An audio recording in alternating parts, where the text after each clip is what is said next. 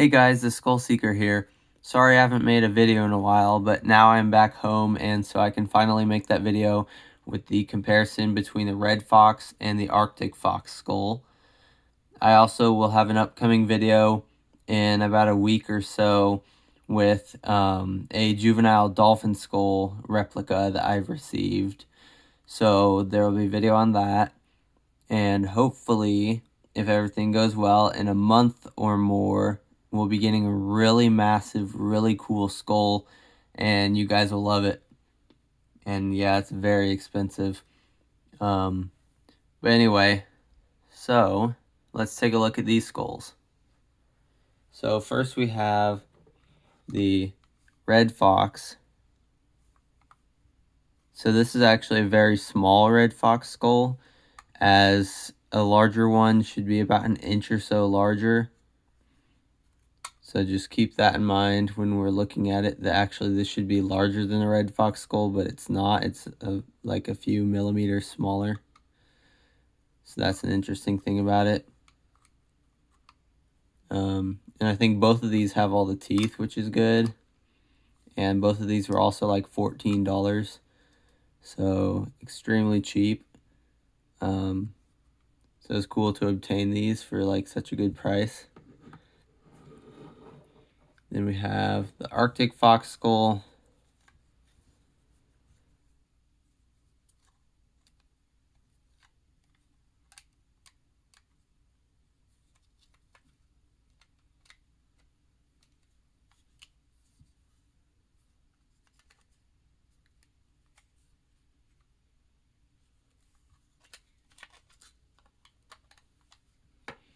Okay. So we are going to take a look at some of the differences here. So the first difference you will see when I compare these two is just the kind of shape. So the Arctic fox, which is now on the bottom, is a bit more robust.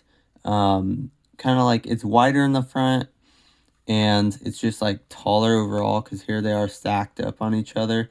The Arctic fox skull is like much taller, especially in the front. It's like a just larger skull overall. It's like even if they were the same size, which they're pretty much identical, it's being held farther back because of the angle up here.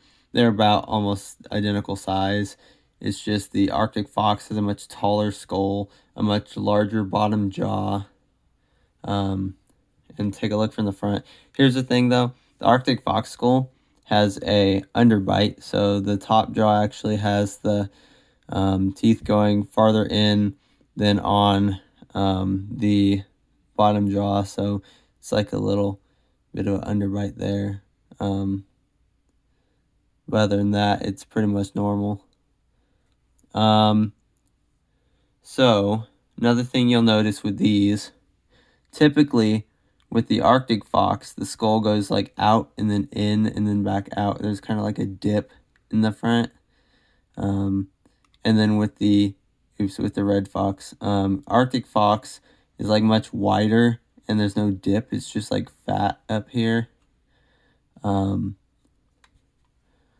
that's the thing with it. You'll notice the nasal cavities as well. So with the Arctic fox over here, it is much larger and taller.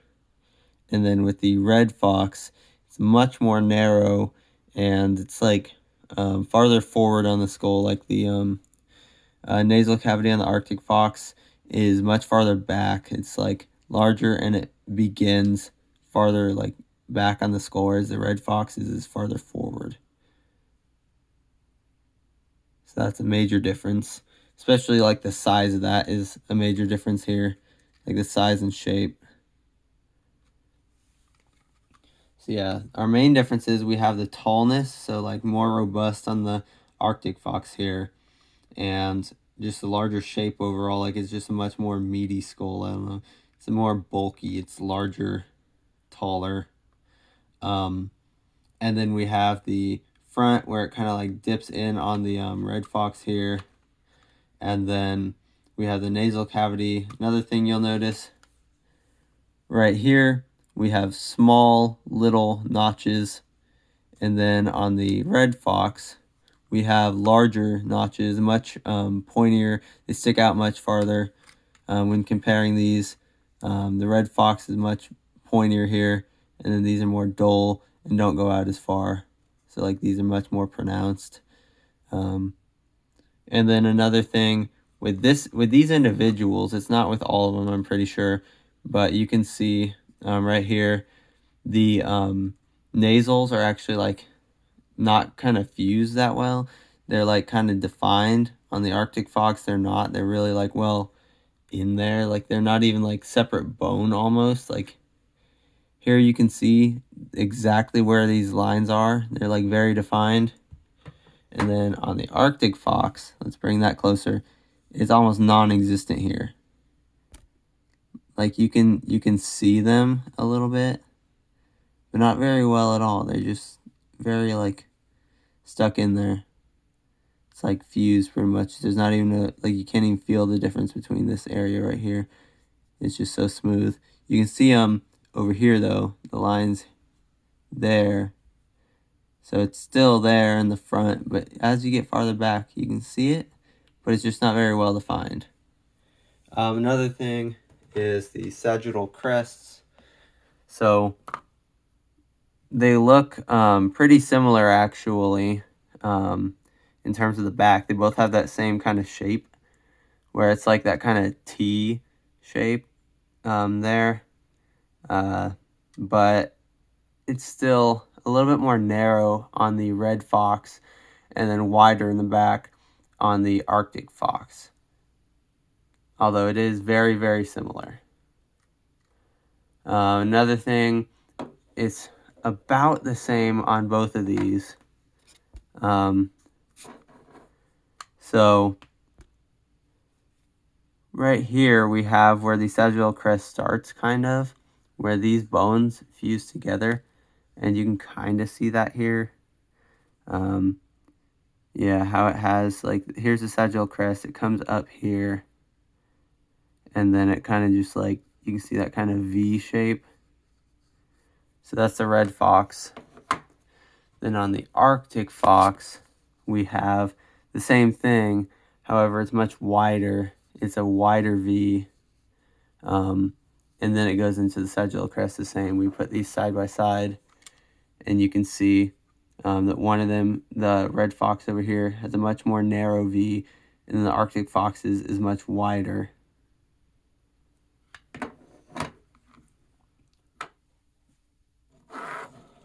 And then another thing that's noticeable, I'll move these back. The red fox's canine teeth are actually longer. Like also, like not only in proportion, but also just in the total size. It's a smaller skull by a little bit, and its canine teeth are actually longer going down. And another thing you'll notice is how far down they reach, because the bottom jaw their bottom jaws are about the same size. However, on the red fox, it's still a little bit more like narrow in the front, which is where this tooth, even at the angle you're looking at on the camera, it's not as easy to see from my angle, but it almost goes all the way down to the jaw, like to the past the jaw.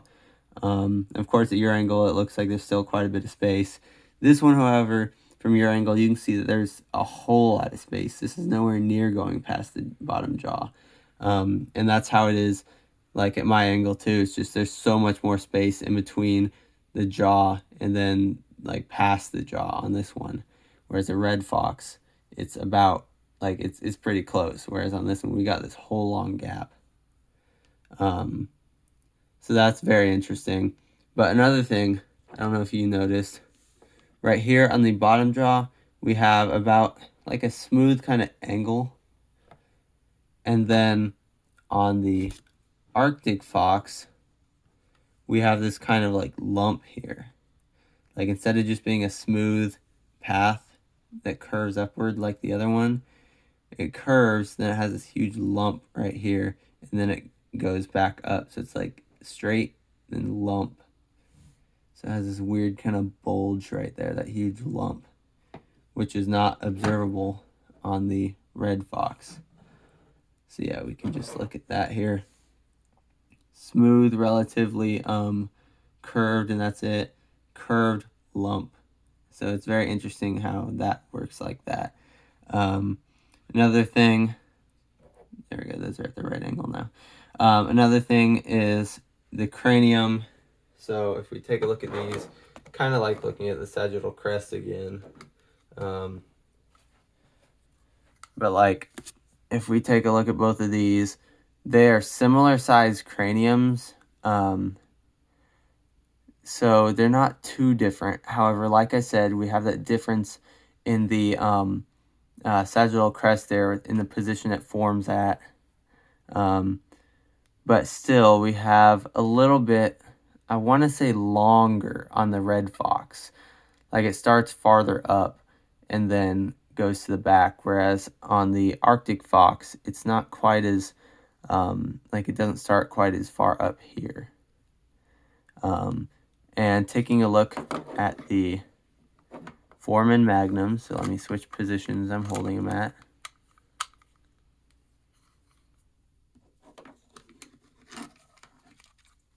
If I can get that.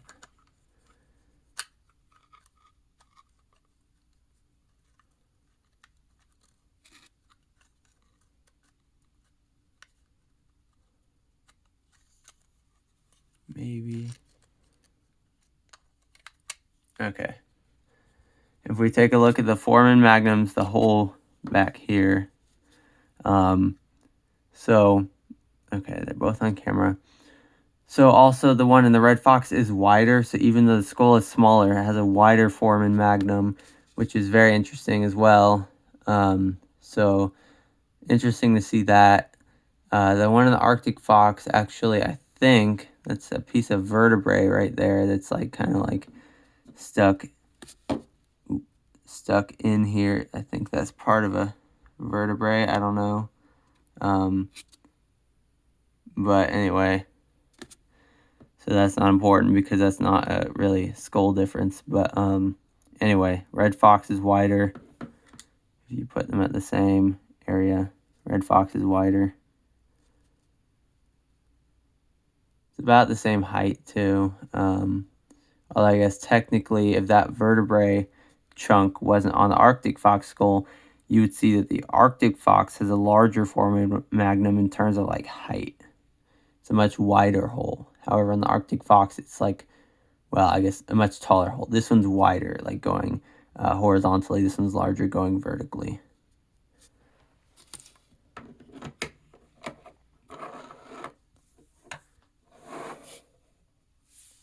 So once again, you can see the nasal's difference from the front. So that is like really a remarkable difference there. I'd say that's the largest difference between these two skulls. Other than, yeah, just kind of the like shape. Because that's an important thing to notice is the shape. Just, yeah, overall you can just see this one's taller. And this one is relatively flat on top. This one, once again, the bottom jaw does this as well. So how it goes, like it has that bulge here. It also goes relatively flat and then like a hump over the eye. Whereas this one is mostly just smooth here. So that's another main difference, is just the angle here. And this is similar with coyotes. Coyotes are similar to the red fox here. And then, yeah, this one's just taller overall. So it's very interesting how it looks like this. Of course, we angle it up. You can also see the red fox goes higher. So this is with them at the same angle. And this would be kind of how they're attached onto the body, because the vertebrae would be holding up the neck like that, and it goes onto the body and everything. So with these being held at this angle, you can see the positioning on how their head is held on their body by the neck. You can see that the red fox is higher up, like its vertebrae are like kind of starting higher up because the skull is higher up. You can see the sagittal crest rises much higher on the red fox than the Arctic fox. So that's another interesting thing there. Now, of course, they all have the same number of vertebrae. All mammals have 7 vertebrae in their neck. So there's no like difference there with the number, although they have varying size between species, especially like the giraffe. Like I say, they only have 7, same number as us, but they're just much more elongated. So yeah, these guys have 7 vertebrae in the neck. So the interesting thing is just, yeah, how it's positioned. Of course, another thing, the Arctic fox is generally smaller than a red fox. And like I said, this is a small red fox skull. I think it's only like around 4.8 inches. It should be over 5, and technically to be, I guess, average size. This one's like around 5 point. No, I think this one's, yeah, it's about 5. This one, however, is smaller. This one should be, like, I think the average is more like 5.6, 5.8, something like that. I can't remember for sure. The majority of the ones being sold are over 5, though. So this one is, yeah, very small compared to the average size you'll see for sale. And then, yeah, this one's a very large Arctic fox skull. Although still about average size. It's just it seems large because the red fox one is so small. In reality, if I was like, it would be much better for a comparison if I was showing you a red fox skull that was larger. So if I was actually showing you a larger red fox skull, this would be a better comparison, just because like the size does matter. Usually the red fox is larger, but it's inconvenient for you guys and me because the red fox skull I have is so small. Because, yeah, it should be larger than the Arctic fox. But that's not how it is. But anyway, yeah. And it's really cool to own both of these, especially the Arctic fox skull. And I got each of these for $14 from eBay. So, yeah, that's very cheap compared to how much they could be. I think Skulls Unlimited sells Arctic fox skulls for like $180. So that's a huge downscale in price for what I got it for. So I'm glad I got it for what I did.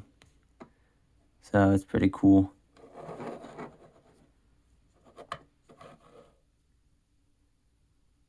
But yeah, it's pretty interesting to actually look at both of these in person and see the differences. My college museum collection doesn't even have an Arctic fox skull, so I think it's even cooler for me to own one of these since they don't even have one. However, I don't have a gray fox skull or a swift fox skull, so I need to get those at some point. They're relatively cheap. They're way more expensive than these, though, technically. I mean, not way more. It's just like they're twice the price. It's like $35. So over twice the price from what these were. But yeah, $35 for a swift fox, and I think around $35 for a gray fox. They're about the same, I think. But yeah, I need to add those to my collection at some point, and then I'll have all the North American foxes. That'll be cool. Yeah. And like I said, we'll be getting the replica dolphin skull. It's arrived on my college campus. I just don't get it until I go back because I'm on spring break. So that will be next Monday. And then hopefully by the end of April, well, I guess by the end of April, I will have bought the huge skull, but I guess it's getting shipped to my house because it's not even going to work out if I ship it to college because I will have no way to bring it back.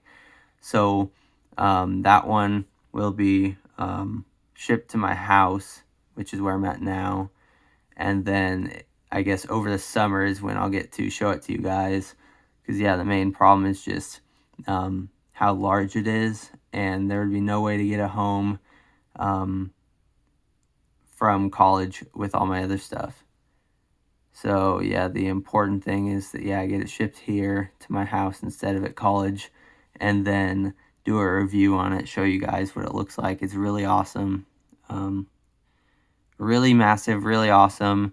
And, yeah, just super cool. It's a really awesome skull. Anyway, thanks for watching, guys. I will see you next time, and don't forget to subscribe.